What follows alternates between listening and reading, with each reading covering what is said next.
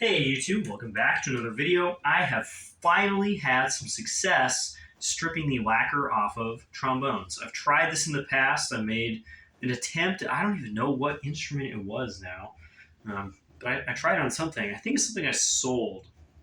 Don't hold that. Don't hold that to me though. I really cannot remember what it was. You can look at my video. It's like a few months, maybe a year ago. This is not one of the instruments, but it is exactly the same as one of them. This is my first 3BF. This one is in like pretty gosh darn good condition. Like I would say like 90+% lacquer.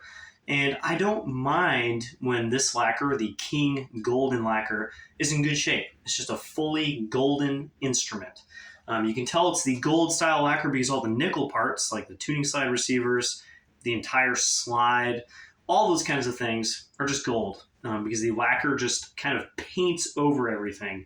And of course, this is not the color of the brass underneath, and it's definitely not the color of the nickel parts.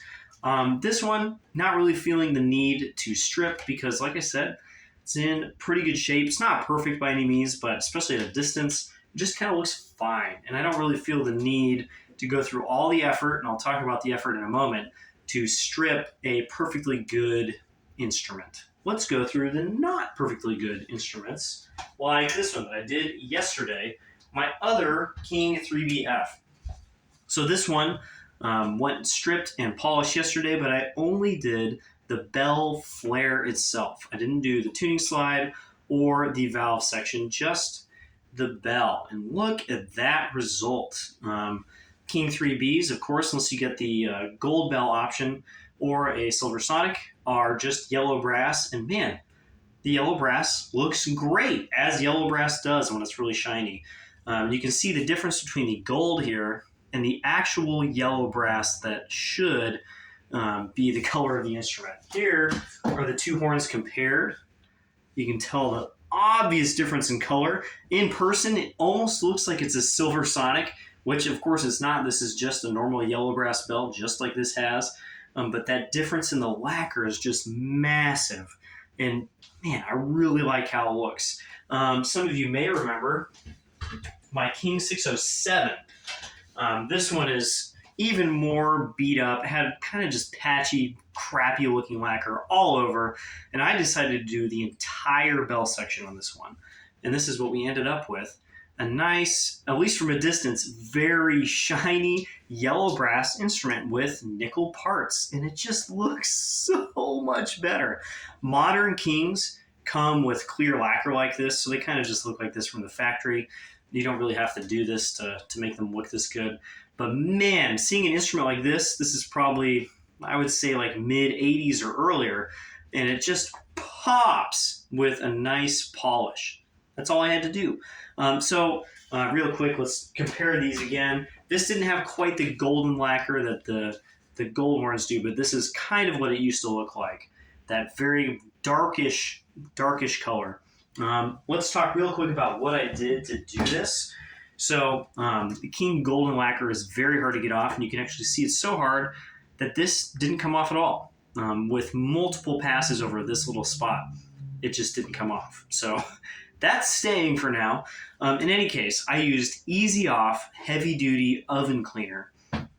Outside, in a well-ventilated space, I use like a cardboard box broken down as kind of like a base to clean on. I spray Easy Off oven cleaner on there, get away from the fumes, and then the cool part is you get boiling water. I have an electric tea kettle, and I just pour boiling water on the instrument, and the lacquer just sloughs right off. With some instruments, especially modern horns, you could probably just use the boiling water and it would come right off. With this stuff, you gotta use some serious hardy chemicals. And so I used Easy Off, heavy duty, stay away from the fumes, boiling water, and anything else I just shop towel off the lacquer because it will just kind of work its way off with just a little bit of like manual action. Afterwards, the brass looks like crap because the Easy Off, it takes off the lacquer and then you have to keep spraying it to get more lacquer off. And when you spray it on the raw brass, it like ages the brass by years like this and puts a bunch of like little tiny spots from the little droplets and things. it kind of looks cool if you're looking for kind of that kind of patina. I want it to look really good and slowly patina because, of course, this is now unlacquered. If I touch it, boom, fingerprints stay there forever until I polish them off. I wanted to polish the entire thing, make it look really good, and it will patina by itself over the course of time, and I can just polish it back up again. It did look kind of cool unpolished, I'm not going to lie, but I didn't want to leave it that way, and this makes it look so cool. For the polish, I have some Brights. No, I don't have Brights Brass Cream. I have Brasso, and I have another one, Hopes. There we go. Hopes Brass Polish. It's available on Amazon, and you basically just squirt some on the instrument, get a cloth, shop towels, or paper towels, and you polish. This is the hard part. This bell section right here took probably 20 minutes to get the lacquer off because I had to boil water, spray stuff on, let it sit. You have to just let the easy off sit for a second. Getting the lacquer off is pretty easy. Polishing the bell section took over an hour. Just me sitting outside, scrubbing. Elbow grease is the word I would use. It just kind of sucks. There's no way around that. If you have a buffing wheel at home, you could possibly use that, but you got to be careful because it'll remove a lot of material if you use it wrong, and you might just end up going through the instrument. And if you just polish it manually, you're not going to remove a lot of material, just going to get rid of scratches and the remaining lacquer and any kind of patina that's built up.